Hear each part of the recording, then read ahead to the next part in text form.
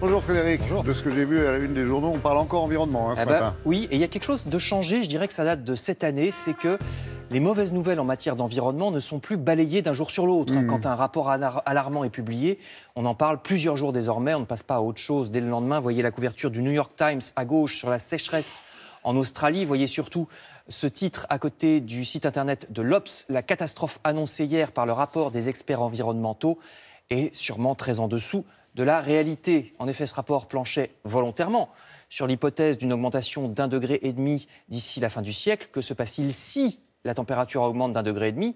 Or, ça sera sans doute beaucoup plus. Donc ce qu'on a vu hier, c'est très en dessous de la réalité. En plus, pour le moment, c'est si l'on tient compte des promesses de mesures environnementales réellement faites par les différents pays. Ça sera plutôt 3 degrés supplémentaires. Vous voyez, si on tient compte des promesses faites pour l'instant, qui ne sont pas suffisantes, et encore faut-il que ces promesses soient tenues. Vous voyez, si elles sont tenues, c'est 3 degrés. Tout cela amène Le Figaro, Les Échos ou La Croix à s'interroger sur la réponse après l'alerte. Je cite Le Figaro, et maintenant, demande La Croix, les mesures prises jusqu'à présent ne suffisent pas, leurs effets avaient été surestimés, déclare la ministre allemande de l'Environnement. Les solutions sont difficiles à appliquer, confirme Le Figaro. Planter des arbres, capturer et stocker le CO2 dans le sous-sol ou même envoyer dans l'atmosphère des gaz contre l'effet de serre ou bien des satellites miroirs qui réfléchiraient le rayonnement solaire. Toutes ces solutions sont très très loin d'être confirmées. On n'est pas sûr du tout que ça fonctionnerait, puis ça coûterait très cher, explique le journal. D'autant plus que les gouvernements se moquent du monde. Il y a des doutes très sérieux sur les engagements environnementaux de la Chine. Je ne sais pas pourquoi, je m'en doutais un peu.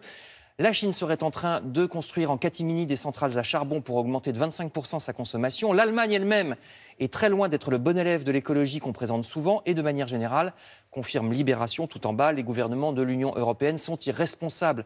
La Pologne, la Hongrie, la République tchèque et aussi l'Allemagne, depuis quelque temps, tous ces pays bloquent les mesures de réduction des gaz à effet de serre au niveau du continent, l'Allemagne étant même un des derniers grands défenseurs du diesel. Alors, puisqu'on ne peut compter que sur soi-même, Le Figaro fait la liste des mesures qu'on peut prendre chez soi, dans nos foyers. Baisser le thermostat du chauffage, préférer le tourisme en France et non pas au bout du monde, garder plus longtemps les objets électroniques, manger moins de viande, ne pas gaspiller la nourriture, mieux isoler les bâtiments, tout ça, c'est une source d'économie d'énergie très importante. Seulement, en sommes-nous capables ? Sommes-nous capables, par exemple, d'acheter moins d'objets électroniques ? Les Échos confirment que la facture énergétique de nos iPhones et autres gadgets est en train de flamber presque 10% de plus chaque année. Et le journal pose la question, est-ce qu'on a vraiment besoin de passer, par exemple, bientôt à la 5G, qui va encore encourager les gens à changer de smartphone ?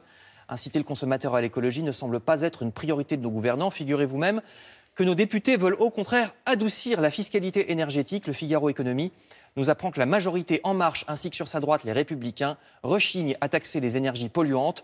Tout au plus, les députés s'apprêtent-ils peut-être à changer la fiscalité pour qu'il soit moins intéressant de construire partout des supermarchés qui grignotent peu à peu les zones naturelles et les terrains agricoles. Je termine avec cette comparaison entre Les Échos et Le Parisien aujourd'hui en France, qui nous montre à quel point nous sommes en retard. Sachez que, ça y est, Madrid vient d'interdire son centre-ville à toutes les voitures individuelles, sauf les électriques et les hybrides. Ce sera fait dans 6 semaines, le 23 novembre. Chez nous à Paris, c'est l'objectif pour 2030.